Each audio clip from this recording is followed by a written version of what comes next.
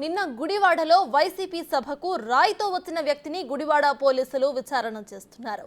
విజయవాడలో సీఎంపై జరిగిన దాడి నేపథ్యంలో సభా ప్రాంగణం ముఖద్వారం వద్ద పోలీసులు తనిఖీలు చేస్తూ ఉండగా రాయితో వచ్చిన ఒక యువకుడిని భద్రతా సిబ్బంది గుర్తించారు.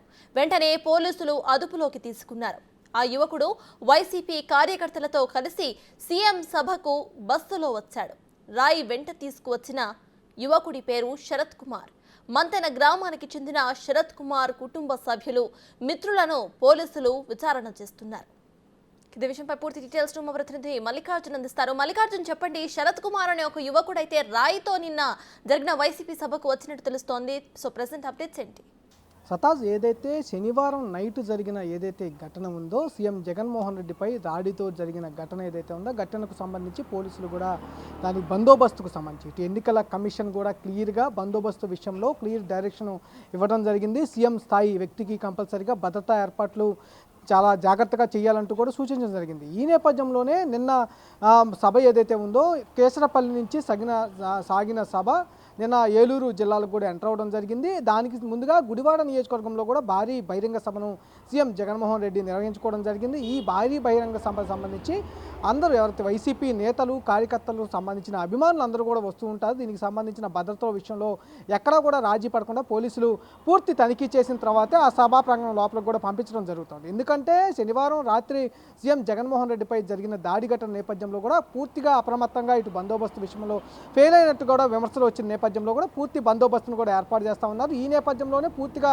తనిఖీలు చేసిన తర్వాత సభా ప్రాంగణంలో కూడా వైసీపీ నాయకులను కానీ కార్యకర్తలను కానీ అభిమానులు కానీ పంపిస్తున్న పరిస్థితి కూడా కనిపిస్తుంది. ఇదే నేపథ్యంలో గుడివాడలో జరిగిన సభకు సంబంధించి ఎవరైతే కంకిపాడుకు సంబంధించిన మంతెన గ్రామానికి చెందిన శరత్ అనే యువకుడు, అది ఎవరైతే ఆ గ్రామం నుంచి వైసీపీ నాయకులు బస్సులు పెట్టి కూడా అక్కడ నేతలను కార్యకర్తలను అందరం కూడా తరలిస్తూ ఉంటారు. ఈ బస్సులోనే ఆ యువకుడు వచ్చినట్టు కూడా పోలీసులు గుర్తించారు.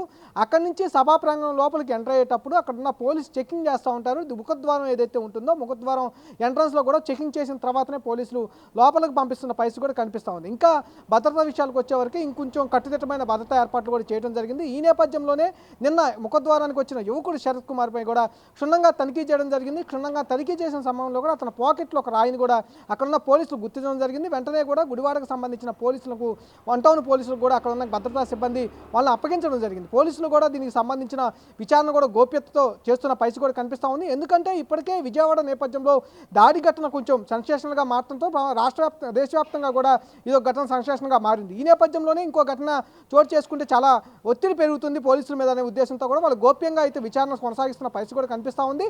ఈ నేపథ్యంలోనే కుట్రకోణం ఏమైనా దాగుందా, ఎవరు తీసుకొచ్చారు, ఎవరు ప్రభావంతో అతను వచ్చాడనే విషయాలపై కూడా విచారణ అయితే సాగుతున్న పరిస్థితి కూడా కనిపిస్తూ ఉంది. అంతేకాకుండా మంతెన గ్రామానికి సంబంధించి వాళ్ళ తల్లిదండ్రులతో కూడా విచారణ కొనసాగుతూ ఉంది. ఎవరికి సంబంధించిన సమాచారం కూడా సేకరిస్తూ ఉన్నారు. అట్లాగే శరత్కు సంబంధించిన మిత్రులు ఎవరైతే ఉన్నారో మిత్రులతో కూడా సంబంధించి శరత్ ఆ భావాలకు సంబంధించిన విషయం కావచ్చు, ఎవరైనా ఆయనతో మాట్లాడిన విషయాలు కావచ్చు, అన్నిటిపైన విచారణ అయితే కొనసాగుతున్న పరిస్థితి కూడా కనిపిస్తూ ఉంది. సత్తాజ్. Right, thank you Mallikarjun.